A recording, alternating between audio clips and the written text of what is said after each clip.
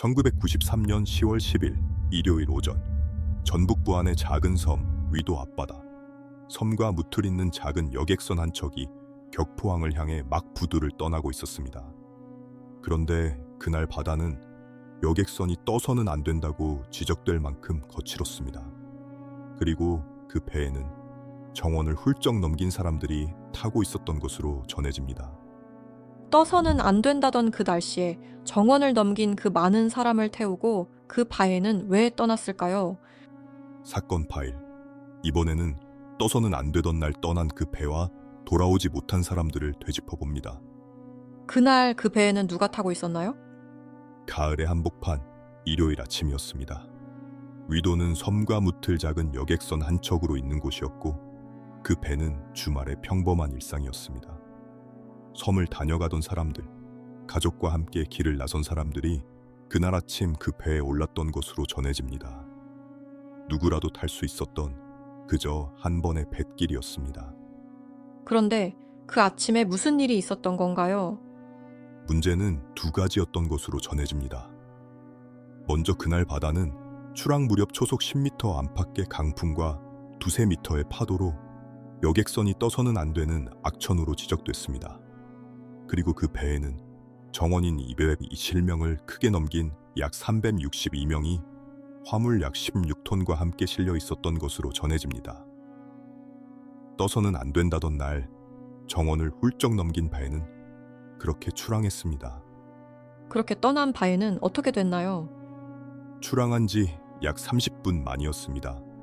위도에서 얼마 나아가지 못한 바다 위에서 배는 더 거센 돌풍과 높은 파도를 만난 것으로 전해집니다. 위험을 느낀 배는 항구로 되돌아가려 뱃머리를 돌렸고 바로 그 순간 옆에서 밀려온 파도를 맞아 균형을 잃고 전복된 것으로 정부 합동조사는 결론 지은 것으로 전해집니다. 그 많은 사람들은 어떻게 됐나요? 사고 소식이 전해지자 인근 바다에서 조업하던 어선들이 가장 먼저 달려와 구조에 나선 것으로 전해집니다. 그렇게 약 70명이 구조된 것으로 기록됩니다. 그러나 그날 그 배에 올랐던 사람들 가운데 약 292명이 돌아오지 못한 것으로 기록됩니다. 평범한 주말에 뱃길에 올랐던 누군가의 가족이고 이웃이었던 사람들이었습니다. 그렇다면 그 배는 왜 떠서는 안 되던 날에 떠났던 건가요? 이 사건의 가장 무거운 질문이 바로 거기에 있습니다. 정부 합동조사와 검찰 수사, 그리고 당시 보도가 함께 가리킨 것은 침몰의 순간이 아니라 그 배가 떠나기까지의 과정이었습니다. 정원의 1.5배가 넘었다고요? 어떻게 그게 가능했나요? 조사에 따르면 그렇습니다. 정원이 221명인 그 배에 그날은 약 362명이 타고 있었던 것으로 전해집니다. 정원의 1.5배가 넘는 인원이었습니다. 여기에 화물 약 16톤이 더해졌습니다. 정원을 넘긴 사람과 짐은 배를 무겁게 했고 무게중심을 끌어올려 배가 기울었을 때 다시 균형을 되찾는 힘, 곧 복원성을 떨어뜨린 것으로 조사는 지적했습니다. 배의 구조에도 문제가 있었나요? 조사는 배의 복원성과 방수구 규격에도 문제가 있었던 것으로 결론 지은 것으로 전해집니다. 거기에 더해 돌풍 속에서 회항하려 급하게 뱃머리를 돌린 무리한 변침, 곧 운항 과정의 부주의도 원인의 하나로 지적됐습니다. 떠서는 안 되는 날씨, 정원을 넘긴 과적, 약해진 복원성, 그리고 무리한 변침. 이 가운데 어느 하나라도 달랐다면 결과는 달랐을 수 있었습니다. 그런데 떠서는 안 되는 날씨에 정원을 넘겼다면 누군가는 그 출항을 막았어야 하는 것 아닌가요? 바로 그 지점이 이 사건이 남긴 가장 아픈 물음입니다. 거친 날씨에 여객선의 출항을 멈추게 하고 정원과 화물을 넘기지 않았는지 점검하는 일.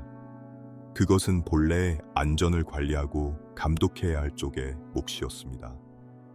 그러나 그날 그 항구에서는 떠서는 안 될 바의 출항을 멈추게 할 그 장치가 제대로 작동하지 못한 것으로 지적됐습니다. 정리하면 이렇습니다. 떠서는 안 되는 날씨가 있었고 그 위에 정원을 넘긴 과적이 더해졌고 그것을 멈춰 세웠어야 할 출항 통제가 작동하지 않은 것으로 조사는 기록합니다. 돌풍은 우연이었을지 몰라도 그 출항을 막을 수 있는 길목은 여러 번 있었습니다. 그래서 이 참사는 막을 수 없었던 불행이 아니라 막을 수 있었던 인재로 기록됩니다. 그렇다면 이 참사의 책임은 어떻게 가려졌을까요? 사고 이후 책임을 가리는 절차가 이어졌습니다. 당시 수사와 조치에 따르면 초과 승선과 과적, 그리고 운항 부주의에 책임이 규정된 것으로 기록됩니다. 그리고 안전을 관리하고 감독했어야 할 교통해운 감독기관의 책임자들이 자리에서 물러나고 관계 공무원 여럿이 징계를 받은 것으로 기록됩니다. 그런데 사고 직후에는 선장이 배를 버리고 달아났다는 이야기도 있었던 것 같은데요. 그 부분은 바로잡아 말씀드려야 합니다. 사고 직후 일부 언론은 선장이 살아서 달아났다고 보도했지만 이는 오보였습니다. 선장은 끝까지 배에 남았다가 사고 뒤 통신과 조타가 이루어지는 공간에서 시신으로 수습된 것으로 전해집니다. 살아서 도망쳤다던 이야기는 사실이 아니었습니다. 그러니까 선장은 달아난 게 아니었군요. 그렇습니다. 그래서 이 사건은 한 사람을 손가락질하는 것으로 끝낼 수 없습니다. 한 개인의 잘못으로만 보면 같은 일은 또 일어날 수 있습니다. 조사와 보도가 함께 가리킨 것은 떠서는 안 되는 배가 어떻게 정원을 넘겨 떠날 수 있었고 왜 그 누구도 그 출항을 마지막까지 막지 못했는가 였습니다. 책임은 한 사람의 손이 아니라 그 출항을 멈춰 세웠어야 할 제도의 빈틈에도 함께 있었던 셈입니다. 그렇다면 그날 이후 무엇이 바뀌었을까요? 이 비극은 우리에게 무엇을 남겼나요? 이 참사를 계기로 연안으로 가는 여객선의 안전관리가 강화된 것으로 전해집니다.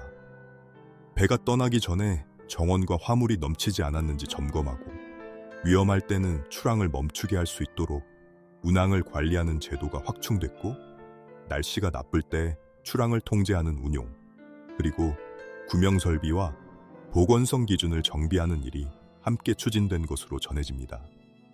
다만 제도가 만들어졌다고 해서 안전이 저절로 지켜지는 것은 아니었습니다. 이후 출항을 관리하는 인력이 줄어드는 등 그 빈틈을 다시 걱정해야 했다는 지적도 함께 나온 것으로 전해집니다. 안전은 한 번 만들어두면 끝나는 것이 아니라 누군가가 계속해서 지켜봐야 비로소 유지되는 것이었습니다. 그리고 그날 돌아오지 못한 사람들에게는요. 그날 그 배에 올랐던 건 섬과 무트로 가던 평범한 사람들이었습니다. 가족과 길을 나선 사람들, 주말에 한 번의 뱃길에 몸을 실은 사람들이었습니다. 그 가운데 약 292명이 돌아오지 못한 것으로 기록되는 그 자리를 우리는 매년 그 가을을 기억하며 기립니다. 이 기록은 그분들을 구경거리로 삼기 위한 것이 아닙니다. 다만 떠서는 안 되던 그 배가 왜 떠났는지를 잊지 않고 다시는 떠서는 안 될 배를 떠나보내지 않기 위한 것입니다. 이 영상의 모든 사실은 아래 설명란의 출처에 근거합니다. 탑승 인원과 시각처럼 기록마다 차이가 있는 부분은 차이가 있는 그대로 말씀드렸습니다. 그리고 사고 직후의 한 보도가 오보였다는 사실도 바로잡아 말씀드렸습니다. 사건 파일은 사건을 구경거리로 만들지 않습니다. 미화하지 않고 단정하지 않고 확인된 사실 위에서만 기록합니다. 다음 기록에서 다시 찾아뵙겠습니다. 구독은 그 기록을 함께 지켜봐 주시는 가장 큰 힘입니다.